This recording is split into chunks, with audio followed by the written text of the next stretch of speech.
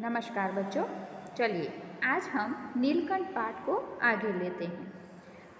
आगे वीडियो में हमने सीखा था कि किस तरह लेखिका यानी कि महादेवी वर्मा, जिसे गुरुजी के नाम से भी पाठ में उल्लेख किया गया है, वो अपने घर पर छोटे छोटे दो मोर के बच्चे यानी एक मोर और एक मोरनी को लाती हैं।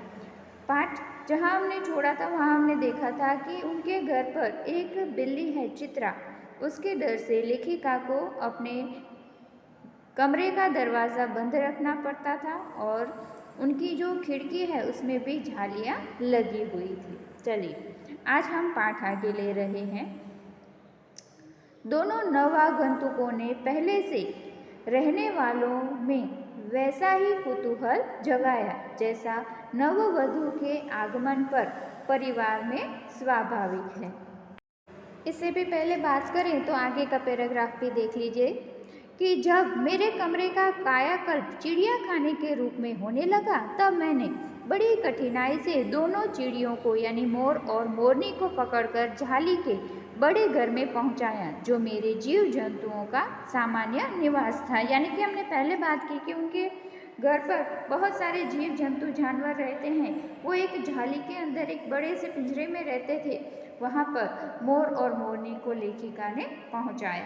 अब नवागंतुक की हम बात कर रहे थे। नवागंतुक यानी नए आने वाले ये जो दो पक्षी हैं, तो उसे देखकर जैसे घर के अंदर कोई नववधू आ जाती है, जो शादी करके लड़की आती है, उसे बड़े आश्चर्य से परिवार के सभी लोग देखते हैं, वैसे ही ये दो जानवर दो पक्षी यहाँ पर आए हैं, उसे इसी आश्चर्य से देखा जा रहा है। लक्का कबूतर नाचना छोड़कर दौड़ पड़े और उनके चारों ओर घूम घूमकर गुटरगू की रागिनी आलापने लगे। यानी कि उनके यहाँ कबूतर है वो उनके आसपास घूम रहे हैं। बड़े खरगोश सभ्य सभासदों के समान क्रम से बैठकर गंभीर भाव से उनका निरीक्षण करने लगे। यानी खरगोश हैं वो उन्हें देख रहे हैं और उनका निरीक्षण कर रहे हैं, लेकिन कैसे बैठे हैं? क्रम में। अब आगे देखें, खरगोशों के बाद उनकी गेंद जैसे छोटे खरगोश उनके चारों ओर उछल कूद मचाने लगे। तोते मानो भली भांति देखने के लिए एक आंख बंद करके उनका परीक्षण करने लगे। उस दिन मेरे चिड़ियाघर में मानो भूचाल आ गया था। यानी ये दो नए पक्षी आए हैं, उन्हें सभी अपनी अपनी तरह से देख रहे हैं और इस तरह से भूचाल आ गया कि हम लोगों के अंदर ये कौन नया शामिल हुआ है। इस तरह से धीरे धीरे दोनों मोर के बच्चे बढ़ने लगे। उनका कायाकल्प वैसे ही क्रमशः और रंगमय था जैसा झिल्ली से तितली का बनना। यहाँ उनका कायाकल्प होने लगा, यानी कि उनका जो शरीर है वो रंग बेरंगी पंखों के साथ अब बड़ा हो रहा है। मोर के सिर की कलगी और सघन ऊंची और चमकीली हो गई। हमने देखा होगा मोर को, तो उसके सिर पर चमकीली कलगी होती है, वो भी एकदम चमकदार और सघन होती गई। चोंच अधिक बंकिम और पैनी होती गई। चोंच, जो मोर की चोंच है वो बंकिम होती है, यानी थोड़ी सी टर्न वाली होती है, वो थोड़ी सी टर्न वाली हो गई और एकदम पैनी हो गई। पैनी यानी एकदम नोक वाली। गोल आँखों में इंद्र की नीलाभ द्युति झलकने लगी। यानी उसकी जो गोल आँखें हैं वो भी एकदम सुंदर लगने लगी हैं। लंबी नील हरित ग्रीवा की हर भंगिमा में धूप छाई तरंगे उठने और गिरने लगी। यानी कि उसके जो पंख हैं उसके बारे में वर्णन किया गया है कि कहीं एकदम डार्क कलर है, कहीं छाया वाला कलर है। दक्षिण वाम दोनों पंखों में सलेटी और सफ़ेद आलेखन स्पष्ट होने लगे। पूंछ लंबी और उसके पंखों पर चंद्रिकाओं के इंद्रधनुषी रंग उद्दीप्त होने लगे, यानी गोल गोल उसके अंदर जो रंग होते हैं पंखों में वो दिखाई देने लगे। रंग हरित पैरों को गर्वीली गति ने एक नई गरिमा से रंजित कर दिया। उसका गर्दन ऊंची कर देखना, विशेष भंगिमा के साथ उसे नीची कर देना, चुगना, पानी पीना, टेढ़ी कर शब्द सुनाना आदि क्रियाओं में जो सुकुमारता और सौंदर्य था उसका अनुभव देखकर ही किया जा सकता है।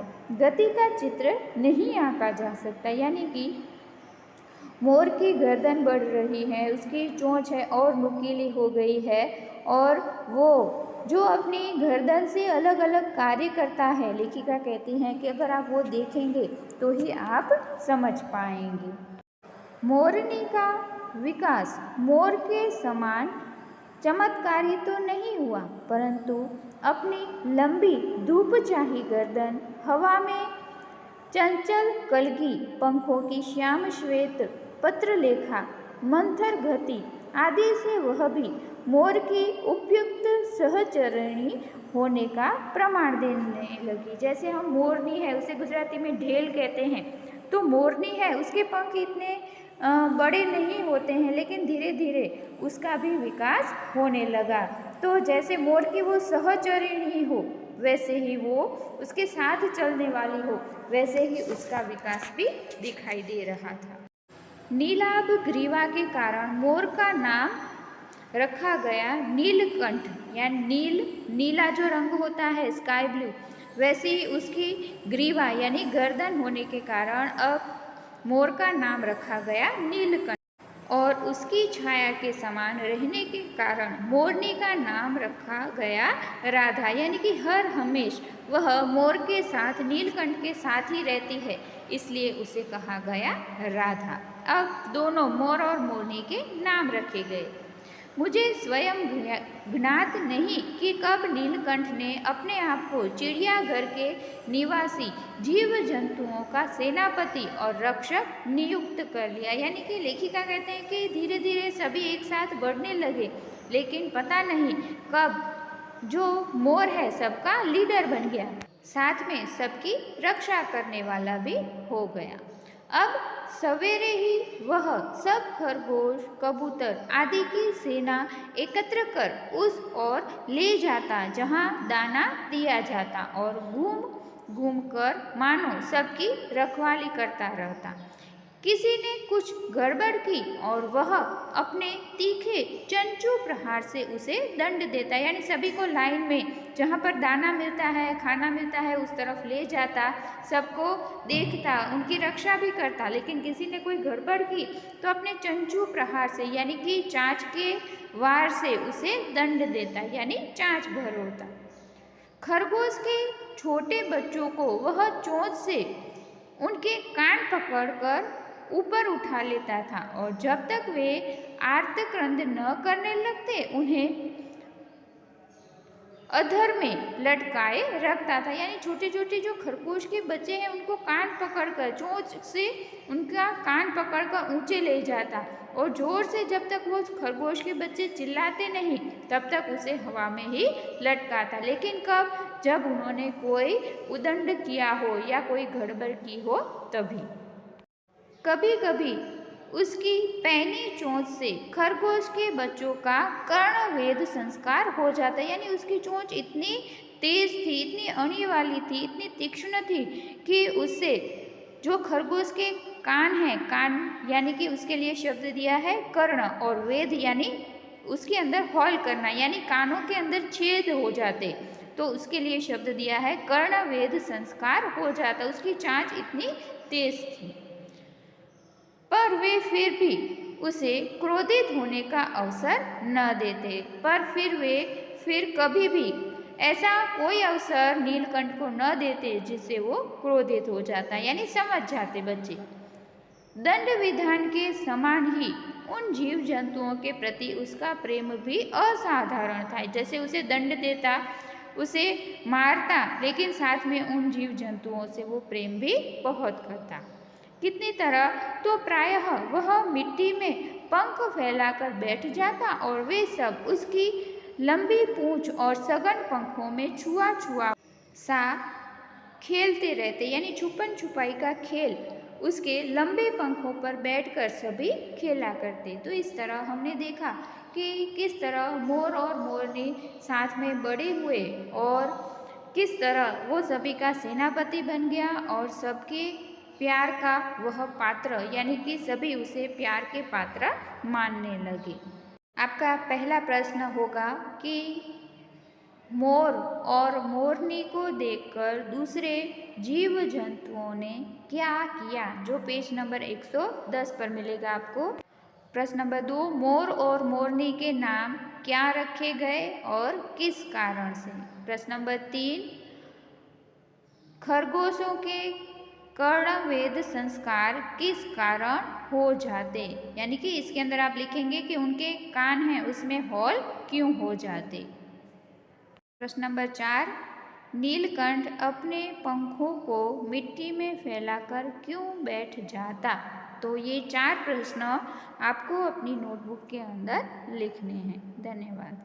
आपका दिन मंगलमय हो।